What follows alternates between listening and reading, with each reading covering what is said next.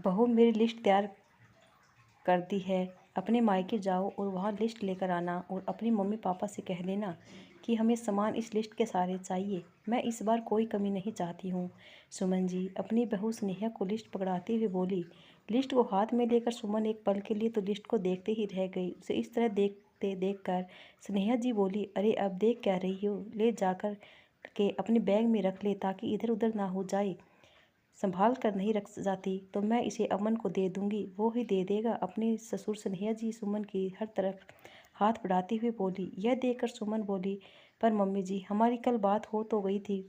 Mummy papa इतना सब कहाँ से दे पाएंगे, अभी अभी तो पापा की ऑपरेशन हुआ है, अभी अभी ऑपरेशन हुआ है तो मैं क्या करूँ।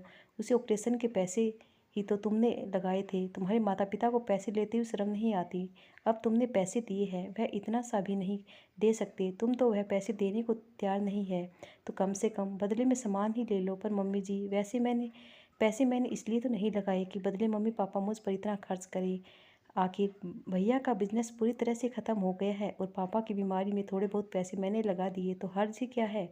आखिर कमाती हूँ तो थोड़ा बहुत तो उन पर खर्च कर ही सकती हूँ ना। सुमन ने अपनी बात रखनी चाहिए। अरे वाह बहू तुम्हारा बढ़िया है, रहती यहाँ हो, खाती यहाँ हो और खर्च उन पर करोगी। एक तो हमसे बिना पूछे उन्हें तुम्हें पैसे दे दिए और तब यह नाटक कर रही हो। और अभी तुम कौन सा कमा रही हो। बेटे को होने के बाद तो तुमने जॉब छोड़ रखी है। मुझे कुछ ही नहीं सुनना, चुपचाप से डिश पकड़ा देना उन्हें। आखिर समाज में हमारी भी कोई इज्जत है। पर मम्मी जी मैं काम नहीं कर रही हूँ तो क्या हुआ। पापा की बीमारी के जो पैसे लगाए थे वह तो मेरी सेविंग से लगाए थे। मैंने तो अमन जी से कोई पैसे भी नहीं लिए थे। स्नेहा ने कहा, अरे वाह बहू के मायके के लिए तो अब मेरा तुम्हारा होने लग गया। भूलो मत अब तुम इस घर की सदस्य हो, तुम्हारी कमाई पर पहला हक हमारा है।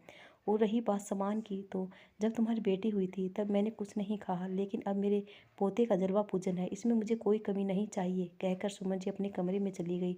सुमन पर्ची को हाथ में थामे ऐसी ही खड़ी रही। आपकी बेटी की टाइम पर क्या कमी रखी थी, उसमें भी काफ़ी कुछ मांगा गया था और मम्मी पापा ने वह सब कुछ दिया था। उस समय तो उनके हालात भी अच्छे नहीं थे। भाई का बिजनेस अच्छा चल रहा था तो अच्छा कर रहा था। पापा की नौकरी भी थी, लेकिन भाई की शादी के बाद सब कुछ गलत ही गलत हुआ। वह भी पहले से ही किसी और को चाहती थी, पर माता पिता के दबाव में आकर शादी तो कर ली, लेकिन शादी के बाद ससुराल में आकर लड़ाई झगड़े शुरू कर दिए। माता पिता के दबाव में आकर शादी तो कर ली, लेकिन शादी के बाद अब खुलकर कह रही थी कि वह शादी को नहीं निभाना चाहती। वह अपनी मर्जी के उस शख्स के साथ जीना चाहती है जिसे वो प्यार करती है, इसलिए वह तलाक चाहती है।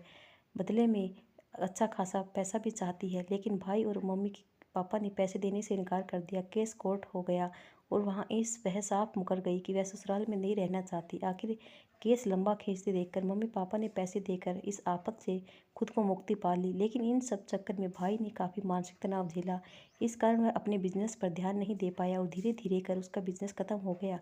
पहले शादी का खर्चा और उसके बाद में तलाक, इन सब में ही पापा के पास सेविंग के नाम पर कुछ भी नहीं बचा। यह सब के क्या कम था कि पिछले महीने उसके पापा का हार्ट अटैक आ गया, इसके कारण बाईपास ऑपरेशन कराना पड़ा।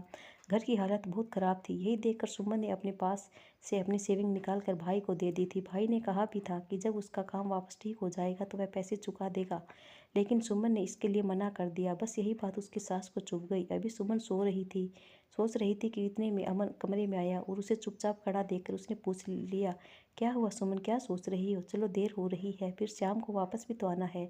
अमन जी मम्मी ने यह पर्ची दी है, कहा है कि लखन के जलवा पूजन पर उन्हें मम्मी पापा से सारा सामान चाहिए। भला मम्मी पापा भाई कहाँ से सामान दे पाएंगे। सुमन ने पर्ची दिखाते हुए कहा, लो मुझे तो मम्मी से मैं बात कर लूँगा, अभी तो फिलहाल तुम मैं चलो। कहकर सुमन को लेकर वहाँ से चला गया। शाम को जब वह वापस लौट कर आया तो स्नेहा जी ने घर में घुसते ही सुमन से पहले ही सवाल यही किया, बहू मैंने जो बोला था वह काम करके आई हो ना।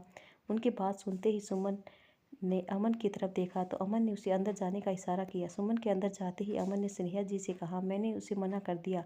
वह पर्ची देने के लिए क्यों, रीति रिवाज का तो देना ही पड़ेगा ना, फिर क्यों मना किया। अरे नाती का जलवा पूजन है तो क्या ऐसे ही मुँह उठाकर चले आएंगे। मम्मी उन्हें जो देना है वह अपनी खुशी से देंगे, हम मांग कर नहीं लेंगे। और रही बात बेटे के जलवा पूजन की, तो मेरा बेटा है, मैं इस काबिल हूँ कि उसका खर्चा उठा सकता हूँ। तो खर्चा तो तू ही उठा रहा है ना, लेकिन यह तो सुकून के तोहफे होते हैं जो बच्चों के लिए ननिहाल से आते हैं। ऐसे कैसे मम्मी जी, जो मांग कर लिए जा रहे हैं, जिसके लिए बाकायदा पर्ची बनाई जा रही है, तोहफा है तो बच्चों के लिए मिले, उन्हें खानदान के लिए क्यों मांगे जा रहे हो? अमन की बात सुनकर स्नेहा जी चिढ़ते हुए बोली, देखा अमन, यह तेरी रीति रिवाज का है। हम भी दूसरों से लेकर देखते हैं तो हमें भी देना पड़ता है। एक तो बहू पहले ही इतने पैसे देकर बैठी हुई है, उन लोगों इतना सा सामान भी नहीं ले सकते क्या हम? उनसे तो मम्मी आप सुकून के नाम पर वो पैसा मांगने से आ रही हो। अमन को बोलते ही स्नेहा जी चुप हो गई। मम्मी है तो गलत बात है, सुमन के मायके में इतनी उसके बावजूद भी सबको जानते हो, आप इस तरह की बातें कर रही हो। एक पल के लिए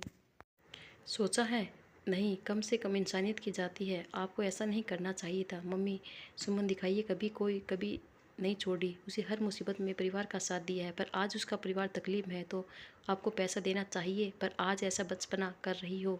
सुकून तो सुकून ही रहने दो, उसे ज़बरदस्ती का सिर दर्द मत बढ़ाओ। दोस्तों, ये वीडियो कैसी लगी कमेंट करके ज़रूर बताना और हमारे चैनल को लाइक और सब्सक्राइब ज़रूर करना। धन्यवाद दोस्तों।